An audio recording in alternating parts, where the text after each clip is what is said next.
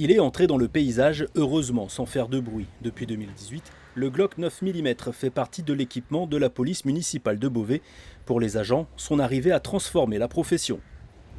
Maintenant, on est vraiment sur les mêmes missions que les polices secours de la police nationale. On va pouvoir faire des interventions par exemple sur des points de deal où on sait que les gens sont potentiellement armés, chose qu'on ne faisait pas avant. Ici, 52 des 53 policiers sont équipés d'une arme létale. Primo intervenant sur le terrain, cet équipement est plus dissuasif en intervention. La délinquance, elle est de plus en plus violente, elle est de plus en plus dangereuse et que maintenant, se contenter d'avoir des agents de police municipale avec juste un bâton de défense, c'est plus suffisant. Un constat qui pousse les municipalités à demander un continuum de sécurité avec la police nationale et la gendarmerie. Pour les communes les plus dotées avec des agents qui sont formés, des moyens de stockage, alors elles peuvent venir à l'idée de l'arme létale. Et ça, il y a eu une augmentation ces dernières années, mais qui correspond à l'augmentation générale des polices municipales sur le département.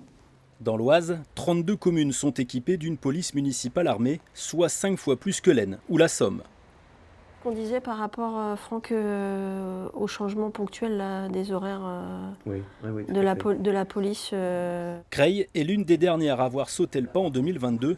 35 000 € d'investissement et un argument de poids pour le recrutement.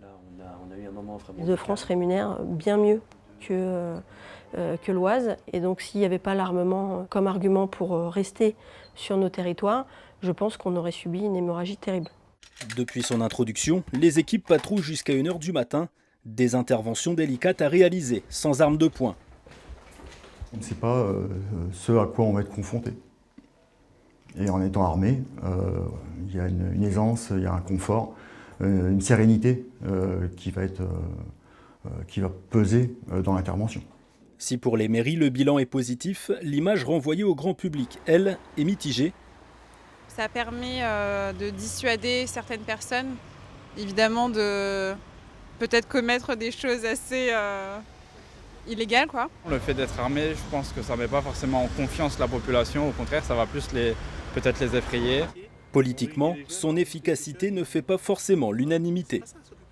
Qui peut dire qu'il y a plus de sécurité à Creil, qui peut dire que le trafic a reculé? Personne. Et tout simplement parce que la police municipale, son rôle premier, et de travailler sur la tranquillité publique. Pourtant, en moins de 10 ans, le département est passé de 148 à 215 policiers municipaux armés.